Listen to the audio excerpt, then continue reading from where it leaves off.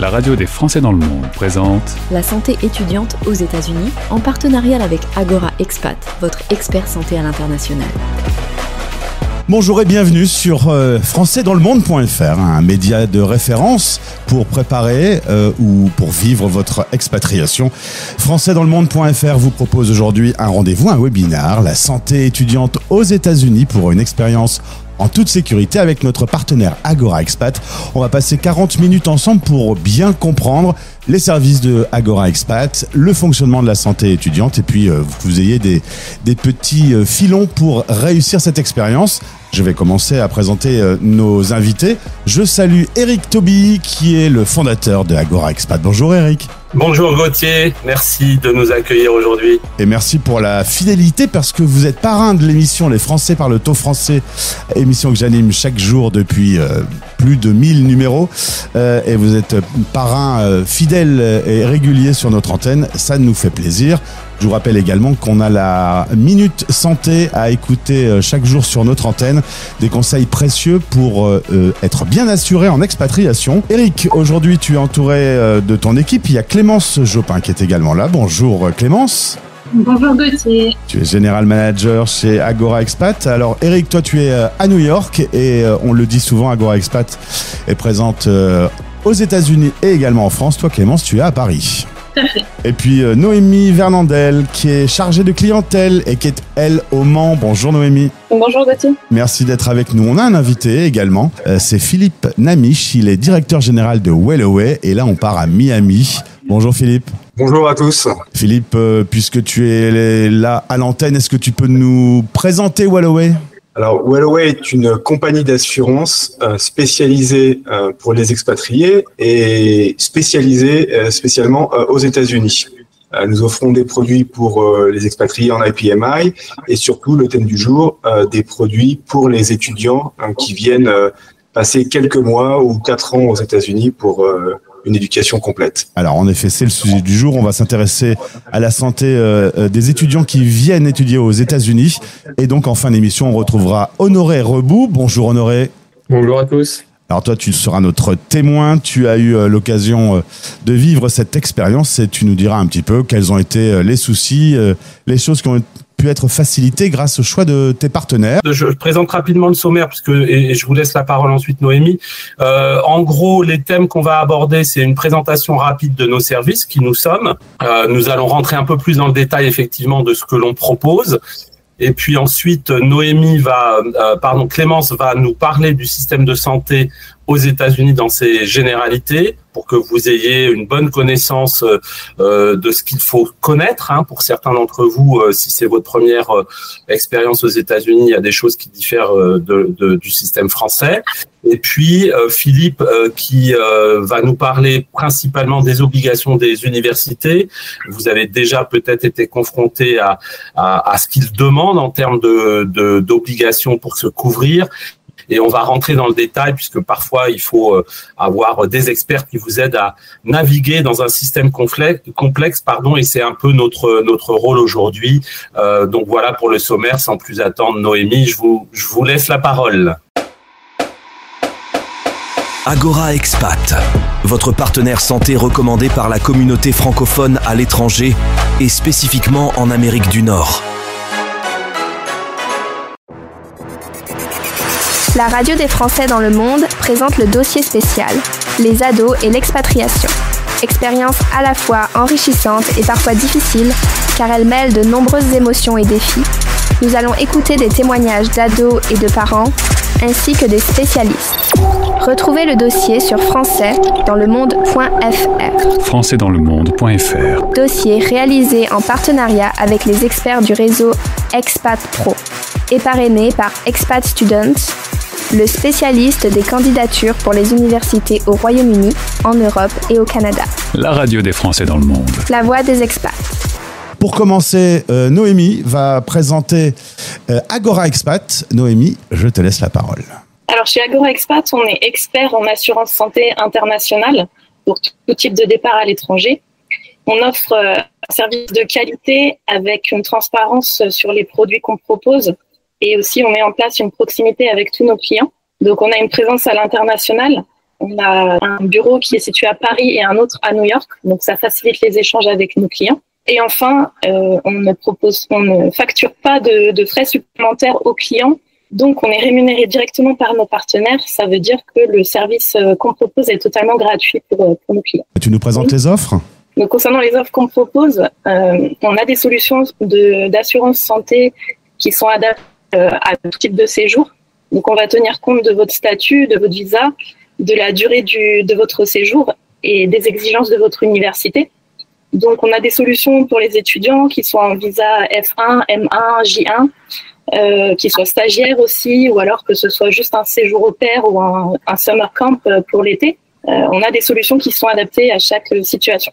Notre rôle chez Agora Expat, c'est de vous accompagner à chaque étape de votre projet et de proposer des contrats qui sont 100% conformes aux critères demandés, donc que ce soit de la part de l'université ou de votre statut. Pour ce faire, du coup, on fait une étude complète de votre situation pour vous apporter le meilleur conseil possible. Vous aurez un interlocuteur unique avec qui échanger, donc chez Agora Expat, puisque vous avez nos coordonnées directes, donc on vous suit du début à la fin. Et ensuite, on assure le suivi de votre contrat. Donc, si vous avez des modifications à faire ou des réclamations, vous pouvez nous joindre directement. On est toujours disponible. Et tous nos contrats également proposent une assistance 24 heures sur 24. Donc, si vous avez une urgence médicale, même à l'autre bout du monde, vous pouvez toujours contacter quelqu'un et vous aurez une solution. Impeccable, merci beaucoup pour cette présentation de Agora Expat. Il y a un petit document PDF que vous pouvez télécharger en vous rendant dans le descriptif de ce podcast. On va parler du système de santé aux États-Unis. C'est un gros travail pour bien comprendre parce que le français n'est pas forcément habitué à cette mécanique. C'est Clémence qui va nous en parler. Clémence, qu'est-ce que tu peux nous dire ?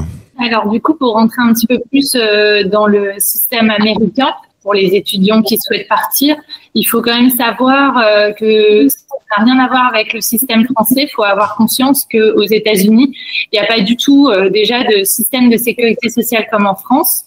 Donc, on n'a pas du tout de base de prise en charge par l'État, grosso modo.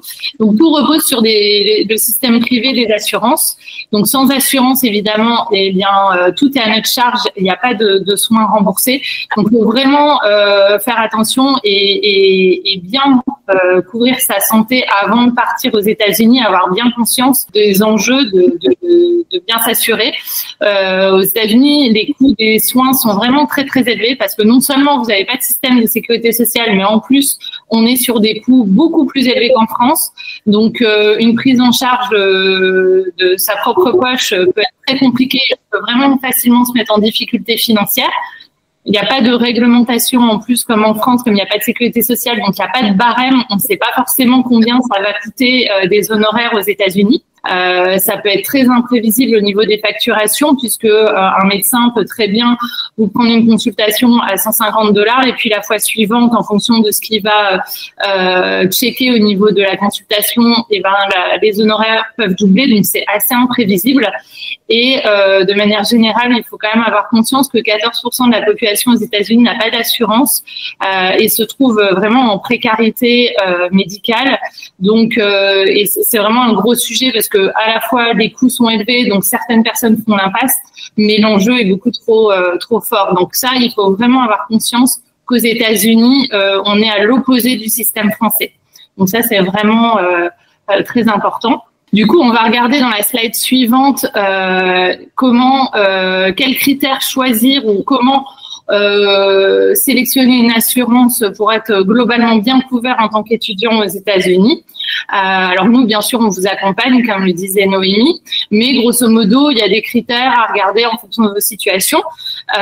Tout d'abord, il faut avoir une couverture médicale complète qui couvre les soins courants, l'hospitalisation, les urgences médicales et les médicaments. Donc, on va dire que c'est un peu la base, surtout avec des montants en hospitalisation qui sont quand même assez élevés puisque les coûts, encore une fois, sont très importants aux États-Unis. Il faut pas négliger le rapatriement sanitaire. C'est quand même assez indispensable d'avoir ça sur une assurance, étant donné que quand on est étranger, quand on est un étranger dans un autre pays, s'il y a un gros souci de santé, qu'on a besoin de retourner en France, ça peut être des frais très importants. Donc quand on a cette garantie, au moins tout est pris en charge et on n'a pas non plus de soucis à se faire. Il faut être vigilant si vous avez des besoins dentaires, optiques, si vous portez des lunettes, c'est un critère à observer éventuellement. La santé mentale aussi, savoir si vous avez des soins qui sont pris en charge pour des consultations psychologiques, etc. Parce qu'en fait, encore une fois, quand on part seul dans un autre pays, entre le choc culturel, l'adaptation, ça peut toujours être bien d'avoir un petit accompagnement. Donc ça, à regarder si ça vous intéresse. Et nous, on a ce genre de garantie dans nos contrats. Évidemment aussi veiller à vos conditions préexistantes s'il y a des antécédents médicaux ou des traitements en cours. Donc ça aussi, on vous accompagne pour vous orienter avec ce type de critères. Et puis l'avantage aussi quand vous passez par Agora Expat, c'est qu'on a des assurances qui ont toute une assistance multilingue, donc il n'y a pas la barrière de la langue et c'est quand même assez confortable quand on se retrouve dans une situation un peu en panique, quand on a un pépin de santé. Donc au moins vous avez quelqu'un de francophone en face qui pourra vous aider, vous accompagner, qui est dans votre culture aussi, parce que ça parfois le choc de culture fait que ça peut créer des incompréhensions. Donc ça c'est vraiment un avantage. Et puis après on est là évidemment pour trouver en fonction de votre budget, des besoins que vous avez, etc. et où vous vous situez aux États-Unis pour combien de temps, etc. Vous orienter vers un prix et la solution la plus adaptée. Comme ça, vous n'êtes pas perdu. Nous, on est vraiment là pour vous prendre par la main. Donc ça, c'est un peu les critères vraiment à regarder en fonction de votre situation quand vous partez aux États-Unis. Et dans la slide suivante, on a mis notamment en exemple quelques coûts moyens. Alors, ça reste vraiment une moyenne aux États-Unis des coûts des soins. Donc évidemment, en fonction de où vous vous situez, ça va être plus ou moins cher.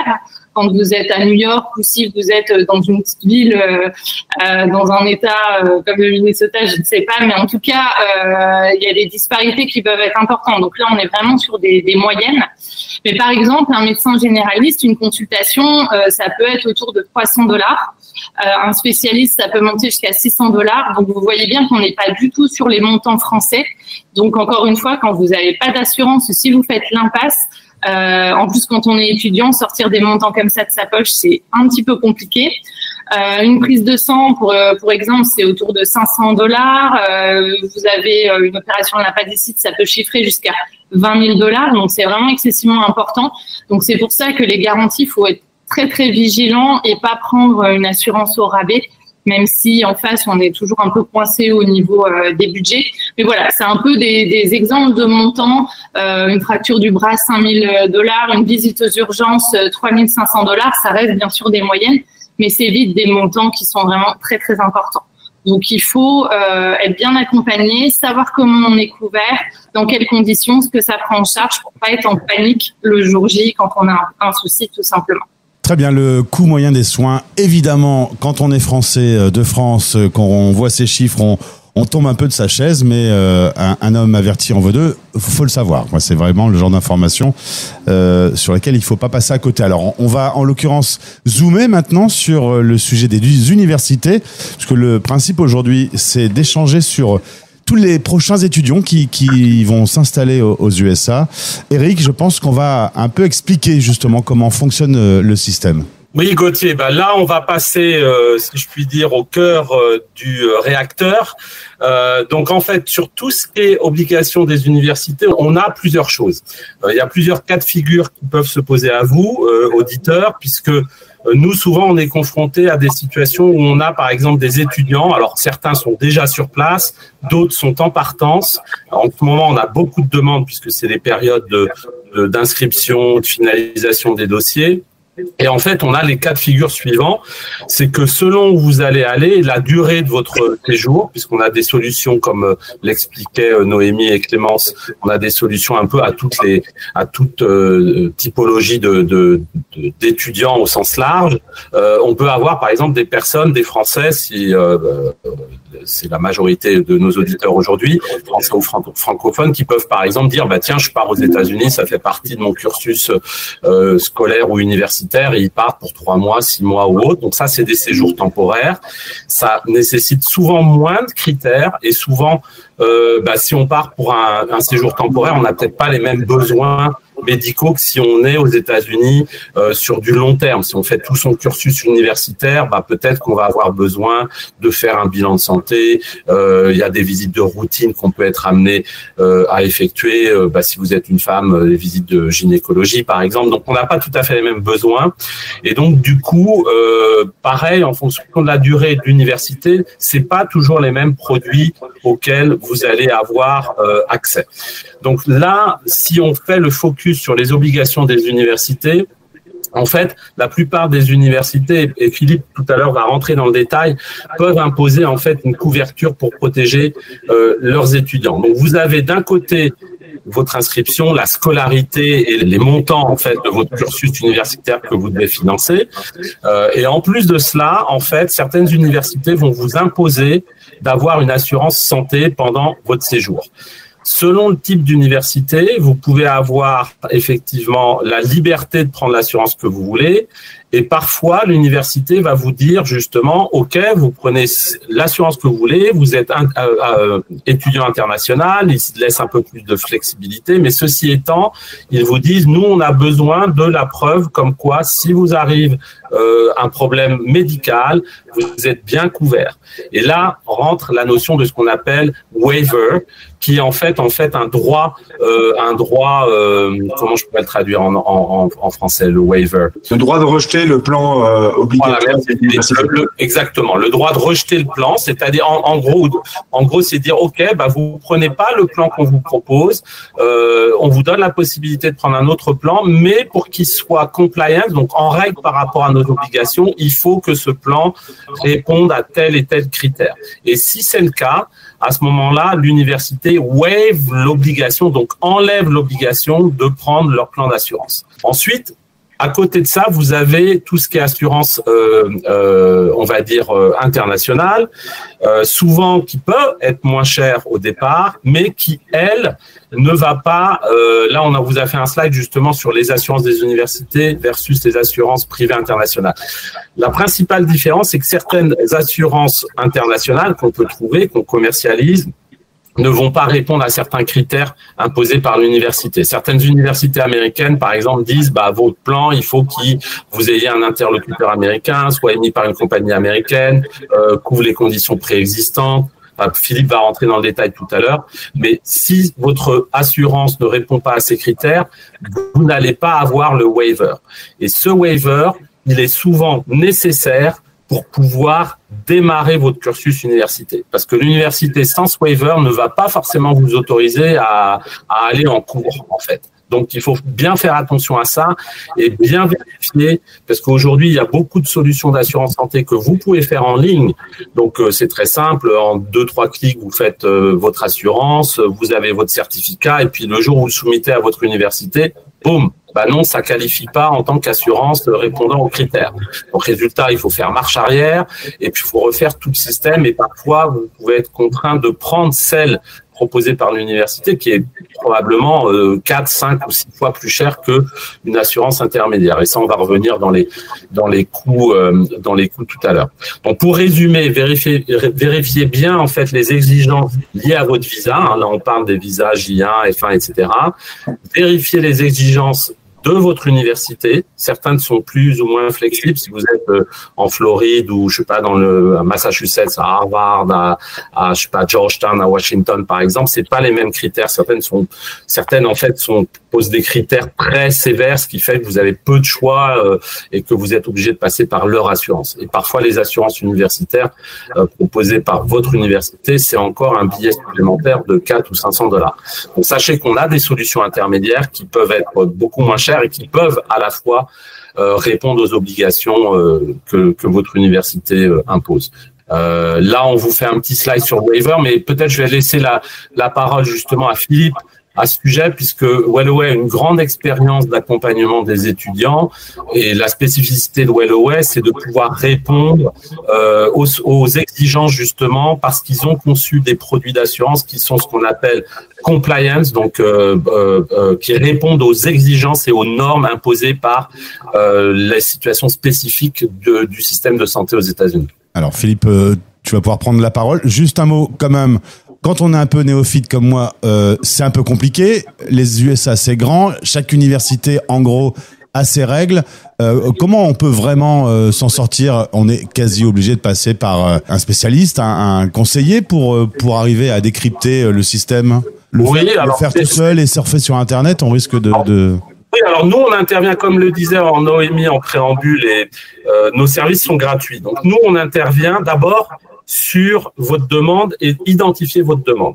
La plupart du temps, quand on a des demandes spécifiques d'étudiants, on va leur demander où est-ce qu'ils partent, combien de temps ils partent, et ensuite, est-ce que leur université impose un critère spécifique. Et on a souvent, alors une liste avec le waiver, donc c'est une forme spécifique et que l'étudiant doit remplir en disant tiens, votre assurance, il faut qu'elle réponde à ça. C'est une checklist. Donc on va vérifier ça. Avant de faire une proposition, on va dire voilà, nous on peut intervenir et on a la possibilité d'obtenir le waiver pour vous. Et parfois c'est pas le cas. Mais c'est vrai que c'est une étape importante avant de souscrire l'assurance, de bien vérifier tous les critères. Et quel délai faut prendre pour s'organiser et pour arriver aux États-Unis bien assuré? Je dirais, faut pas se prendre à la dernière minute parce qu'il y a des contrats qui peuvent être mis. Philippe, une fois qu'on met un contrat, par exemple, en place chez Wellaway, c'est le processus, c'est quoi, une semaine? Ouais, maximum, ouais. Donc une semaine, mais bon, nous on conseille toujours de s'y prendre à l'avance parce que supposons que vous fassiez un contrat. Je reprends l'exemple de tout à l'heure. On a des contrats où on a des étudiants parfois qui disent super, j'ai trouvé le contrat, ça me coûte 50 €, 100 € par mois, c'est super, je suis à 100%. Oui, mais le contrat il couvre pas les conditions médicales préexistantes, il n'a pas les plafonds suffisants, il n'a pas de tiers payant aux États-Unis, etc. Donc du coup, machine arrière, il faut refaire tout le processus de départ. Et ce qui fait que si on est pris par le temps, moi j'avais un étudiant là il y a pas si longtemps, il avait testé, je lui ai dit non mais ça répond pas. Il me dit c'est pour ça que je recherche une autre assurance, etc. J'ai absolument besoin de ça parce que sinon je peux pas aller en cours. Donc du coup, comme il s'était pris trop tardivement, il n'a pas eu d'autre choix que de prendre l'assurance proposée par son université. Donc c'était les parents en fait, c'était la mère de l'étudiant avec qui il traitait. Elle me dit déjà je paye une fortune pour l'université de mon fils, mais en plus je dois rajouter $400, enfin $5,000 par an d'assurance. Donc vaut mieux s'y prendre à l'avance. Ok, c'est noté. Agora Expat, votre partenaire santé à l'international. Devis gratuit, conseils sur mesure et un suivi à chaque étape. Agora Expat, votre santé, notre priorité partout dans le monde. Chaque jour, à minuit et à midi, heure de Paris. Rendez-vous avec la première émission qui fait parler les francophones qui se préparent ou qui vivent la mobilité internationale. Les Français parlent au français. C'est cela, oui. Écoutez le podcast du jour, également disponible sur le site de la radio françaisdanslemonde.fr et sur toutes les plateformes de podcast, interviews, paroles d'experts, artistes et globetrotters. Les Français parlent au français. Et le rendez-vous quotidien à ne pas louper. La première émission qui relie les expats est parrainée par Agora Expat. Pour vos assurances santé internationales, simplifiez votre choix avec notre expertise. Rendez-vous sur agoraexpat.com. Quand on part et qu'on est jeune et qu'on est en bonne santé, on peut se dire allez, je vais aller au minimum. Avec l'expérience que vous avez, je suppose que le minimum n'est jamais la bonne idée?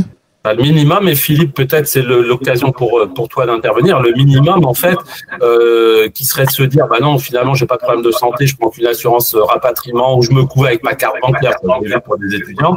De toute façon, pour certaines universités, ça suffit pas parce qu'il faut le waiver, il faut la preuve qu'on ait une assurance. Okay. Et il faut que cette assurance soit conforme aux exigences de l'université. Donc du coup, c'est quand même prendre un fort risque de ne pas pouvoir assister aux cours de son université si on fait ça. Philippe, peut-être je te laisse la parole là-dessus. Ouais. Globalement, les étudiants viennent aux US avec deux types de visas, les visas J1 et les visas F1. Et c'est important parce que pour les visas J1, il y a des minimums demandés par ministère des Affaires étrangères, qui dit donc vous venez aux États-Unis avec un produit, avec un visa J1, vous avez besoin d'un plan d'assurance, c'est obligatoire, et voici les plafonds minimum qu'il faut avoir. Les plafonds sont assez bas, parce qu'en fait c'est un visa qui est aussi valide pour des gens qui viennent faire des stages de durée que des gens qui viennent étudier pour 4 ans. Et puis il y a aussi les visas F1 qui, bien que ce soit pour des étudiants qui viennent passer 4 ans aux États-Unis en général, là, il n'y a pas d'obligation de la part du gouvernement américain. Donc, les universités ont décidé de mettre en place elles-mêmes des obligations, d'où le fait que, contrairement au J1, chaque université peut avoir des plafonds, des critères qui sont différents.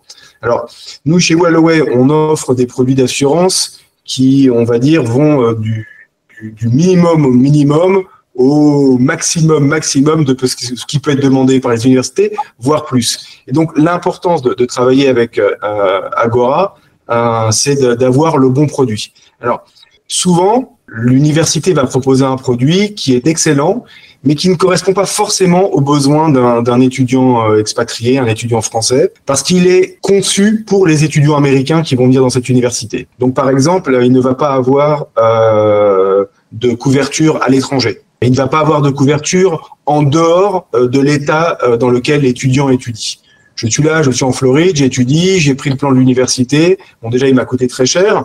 Et en fait, je me retrouve couvert ou assuré uniquement en Floride. Et si je pars passer un week-end à New York pour rencontrer des amis qui eux, sont à l'université de New York, eh ben, je ne suis pas couvert. Donc, vraiment, l'importance d'avoir un conseiller qui va bien vous expliquer que le minimum, c'est quelque chose. Le prix, c'est important. Mais au vu de ce qu'a montré Clément sur le coût des frais médicaux aux États-Unis, souvent, il vaut mieux ne pas lésiner sur le prix de son assurance, qui va de toute façon va être entre 40 et 50% moins cher que que ce que l'étudiant aurait payé en prenant l'assurance de l'université. Donc, il est très important de se faire conseiller pour être sûr d'avoir le bon produit. Donc nous, chez Wellaway, nous proposons des produits qui sont vraiment adaptés à chaque université, puisque même dans le cadre de demandes de plafonds similaires, les universités peuvent introduire des critères supplémentaires. Leur objectif, en fait, c'est que les étudiants ne choisissent pas un autre produit que le produit qu'elles proposent. Donc, elles vont mettre en place une liste de critères qui sont au-delà des plafonds et qui vont demander, par exemple, il faut que le centre de gestion soit aux États-Unis.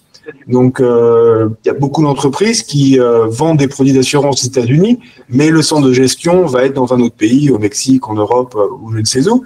Et donc, l'université va utiliser ce critère pour dire oui, effectivement, votre produit a tous les plafonds nécessaires, mais le centre de gestion n'est pas aux US, donc on ne va pas accepter le waiver. Nous avons notre chambre de gestion basée ici à Miami, ce qui donc permet de passer ce critère.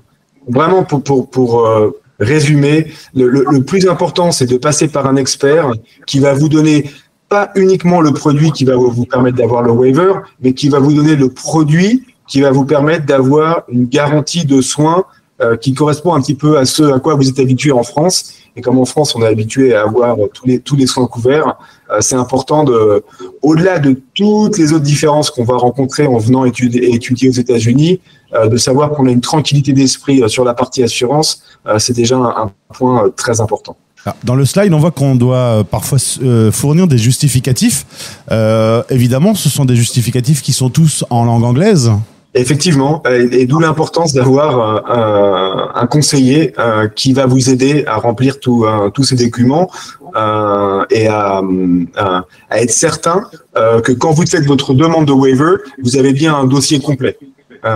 Puisque, effectivement, toujours, l'objectif de l'université étant de ne pas donner les waivers, toute excuse sera bonne pour ne pas donner le waiver. Et une chose qui est importante par rapport à ta question sur combien de temps il faut avant, il y a une période pour les waivers.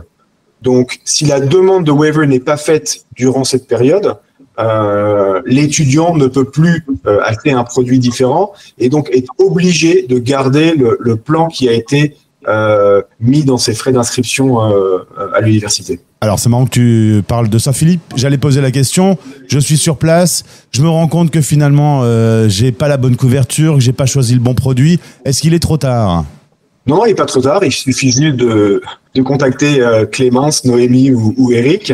Et on peut toujours soit annuler le produit qui a été pris, parce qu'en général, les compagnies d'assurance remboursent quand l'université, en tout cas c'est le cas de Wellaway, si l'université n'accepte pas le waiver pour quelle que soit la raison, nous remboursons sans aucun frais les frais d'assurance à l'étudiant.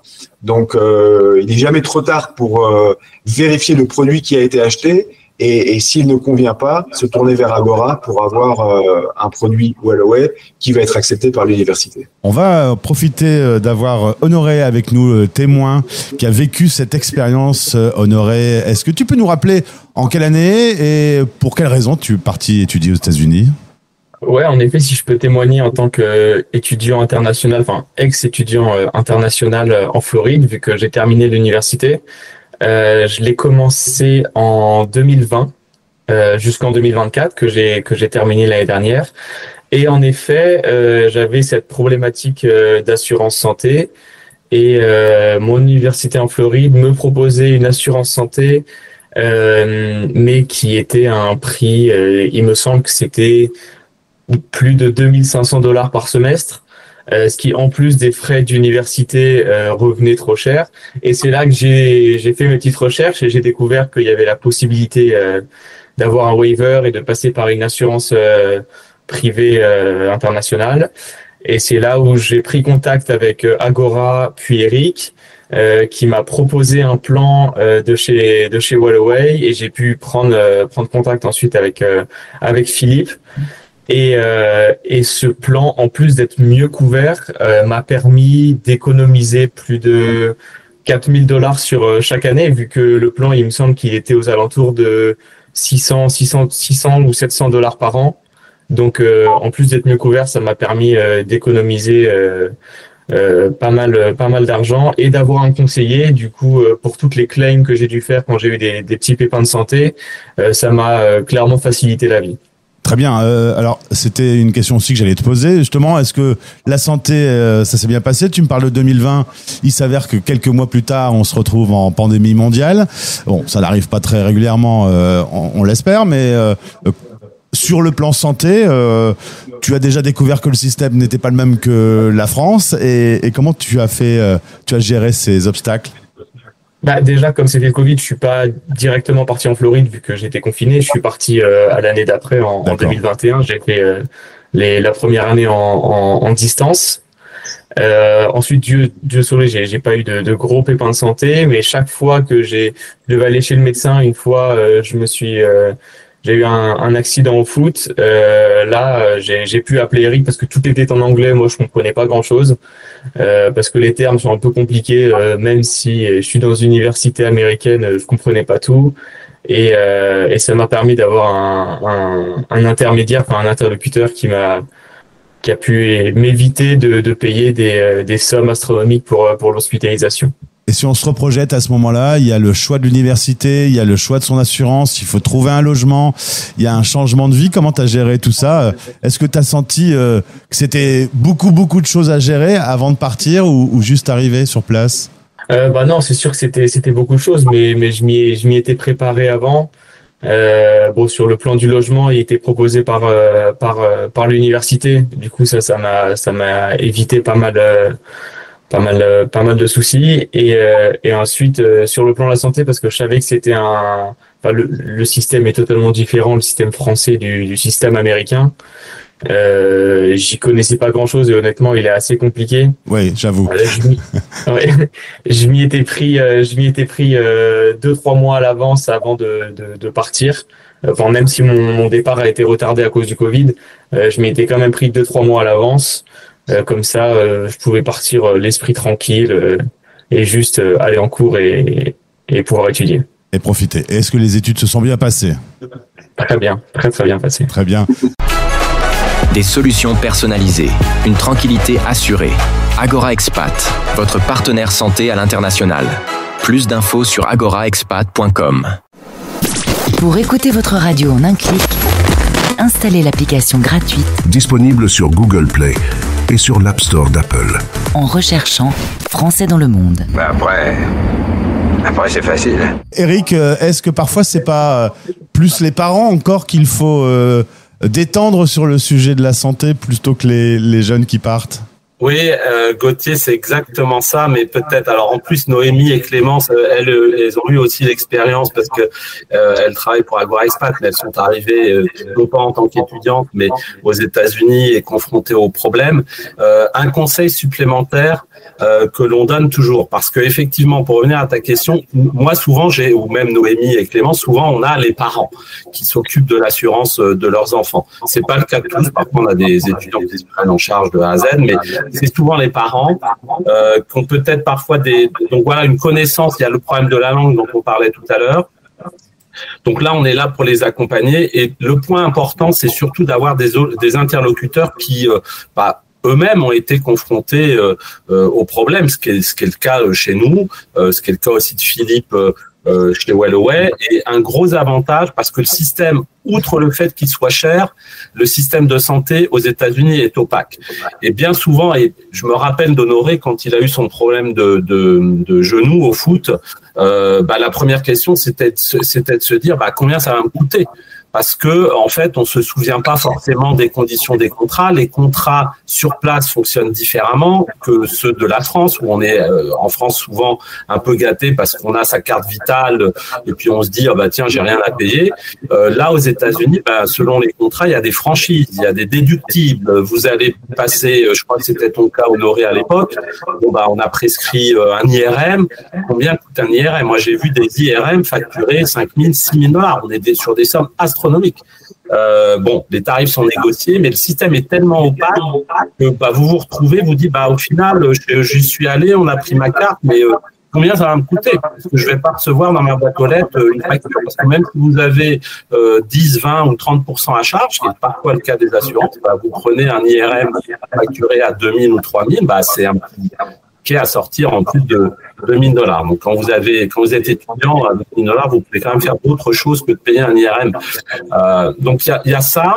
Et l'autre point important, c'est que justement, par exemple, sur les solutions Wellaway, puisqu'on parlait de coûts, Honoré parlait de coûts, on est selon les plans, mais pour vous donner un ordre d'idée, encore une fois, ça dépend où vous êtes, mais sur des assurances proposées par des universités, parfois c'est aux alentours de 300-400 et plus par mois. Vous avez des solutions Wellaway qui vont être, corrige-moi si je me trompe Philippe, mais entre 100 et 150 par mois. Voilà, donc c'est quand même moins cher. Et surtout, quand il y a un problème, le gros avantage de Wellaway, c'est qu'ils ont un système qui s'appelle Concierge Care, qui est un système de conciergerie, que vous pouvez appeler.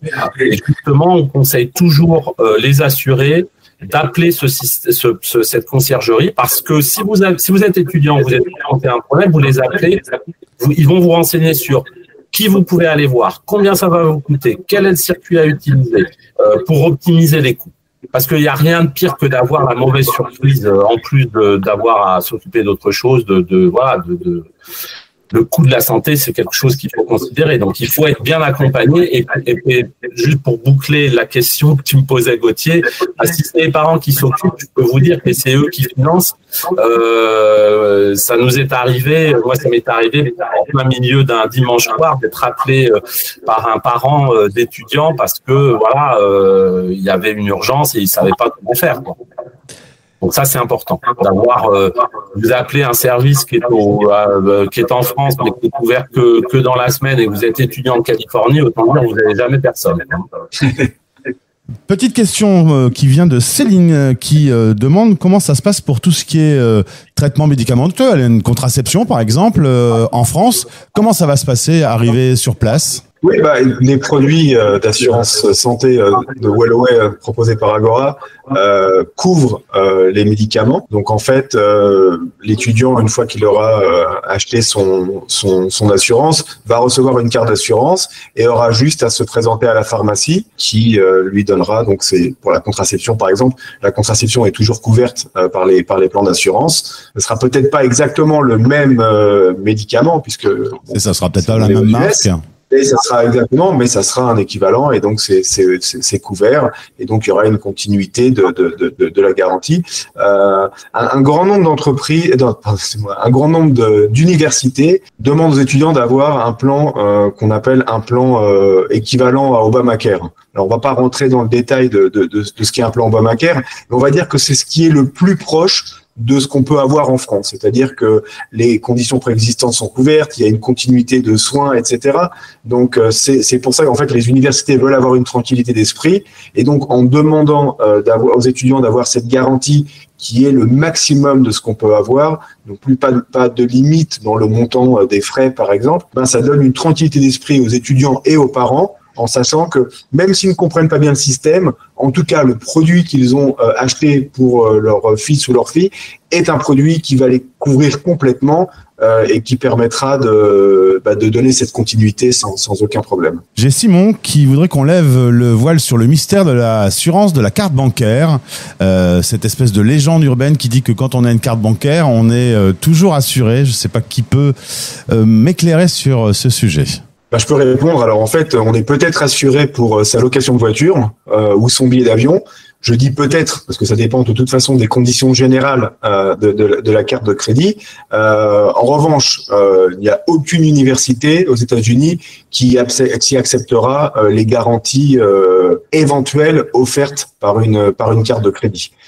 Et puis de toute façon, quand vos coûts d'université sont 40, 50 ou 70 000 $ par an, je pense qu'il y a peu de cartes de crédit qui vont accepter d'avoir ce montant sur la carte. Donc les frais d'université se payent par virement bancaire et donc il n'y a pas d'assurance. Je complète la réponse de Philippe Gauthier pour ça, parce qu'il y a une règle également pour la carte bancaire qui fonctionne très bien pour le voyage ou pour les séjours temporaires. Parce qu'une des conditions de la carte bancaire, si vous partez de France, c'est que votre séjour à l'étranger, on parle des États-Unis, mais ça peut être ailleurs, n'excède pas 90 jours consécutifs.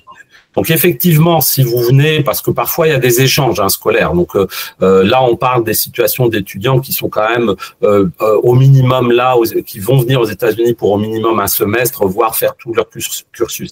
Si vous avez un programme d'échange et votre école en France vous envoie en France, aux États-Unis pour un séjour de moins de 3 mois, oui, éventuellement, la carte bancaire fonctionnera. Mais au-delà, clairement, ça ne fonctionnera pas et vous risquez d'avoir un refus de prise en charge. Donc, prenez pas ce risque-là. C'est pas suffisant pour des longs séjours. Nicolas rebondit sur un sujet qui a été évoqué tout à l'heure, le fait qu'il va aller étudier aux États-Unis, mais il va en profiter, vu la proximité, d'aller notamment passer des séjours dans d'autres États ou même au Canada, en Amérique du Sud. On doit refaire toute son assurance à chaque fois ? Non, justement, c'est l'avantage aussi des plans qu'on propose, c'est qu'ils ont une couverture internationale. Donc non seulement ça couvre sur tout le territoire US, donc tout État confondu, et en même temps si l'étudiant voyage ou parfois même fait des allers-retours en France pour faire un coucou à la famille, il sera couvert. Donc ça c'est pareil, c'est vraiment adapté au fait que un étudiant quand il part, il a aussi envie de découvrir le pays ou les pays aux alentours de là où il se situe, d'autant plus aux États-Unis. Il y a de quoi faire, donc là il n'y a pas de problème. Il est couvert de toute façon sans frontières, donc ça c'est aussi un énorme plus. Très bien. Et puis la dernière question pour boucler ce séminaire, on parle du rapatriement. À quel moment on se sentirait mieux en rentrant dans son pays pour être soigné ? Comment ça se déclenche le rapatriement ? Alors en fait c'est nous qui évaluons en fonction des besoins de soins si l'étudiant sera mieux couvert aux États-Unis ou mieux couvert en France. Et en fait, il n'y a pas que les soins, il y a aussi certains soins qui, on va dire, nécessitent une présence familiale autour de l'étudiant. Et donc, Honoré, avec sa blessure au genou en jouant au foot, bon voilà, ça peut être géré sans les parents. En revanche, on va dire une maladie bien plus importante. Le soutien psychologique de la famille est important. Et dans ce cas-là, on va évaluer, on va discuter avec Eric et avec l'université, et on proposera de rapatrier l'étudiant en France. Honoré, pour conclure, comme tu as vécu cette expérience, qu'est-ce que tu n'avais pas imaginé et qui a été problématique, et à l'inverse, quelle a été ta bonne surprise de cette aventure? Je connaissais le coût des soins aux États-Unis, et la bonne surprise, ouais, outre le fait que j'ai été blessé, c'est que je m'en suis sorti avec $0 dépensé de ma poche. J'ai dû faire une IRM, j'ai pris l'ambulance. Je suis allé à CTMD, une espèce d'urgence sur le moment, et tout a été remboursé sans que j'ai besoin d'avancer en fait les frais de ma poche. Et en tant qu'étudiant, de toutes les manières, j'avais pas $5 000 sur mon compte qui me permettait d'avancer l'ambulance. Du coup, ça a été plutôt une bonne surprise. Très bien. Heureux d'avoir vécu cette expérience? Ouais, très heureux. Maintenant, il marque 2 fois plus de buts. Voilà, il n'a plus qu'un genou. En tout cas, merci beaucoup. J'espère qu'on a répondu à vos questions. Évidemment, si vous en avez d'autres, si vous avez des cas particuliers, les contacts de tous nos invités sont disponibles dans le descriptif de ce podcast, et vous pouvez les contacter de notre part. Merci d'avoir participé à ce webinaire. J'espère que vous aurez eu des débuts de réponse et que cette aventure américaine se passera le mieux possible. Merci à tous. À bientôt. Plaisir. Merci Gauthier. Merci beaucoup. Au revoir. Agora Expat, le spécialiste de l'assurance santé à l'étranger, vous aide à trouver la solution adaptée à vos besoins, quel que soit votre projet de mobilité internationale. Prenez rendez-vous gratuitement pour des conseils sur mesure sur agoraexpat.com.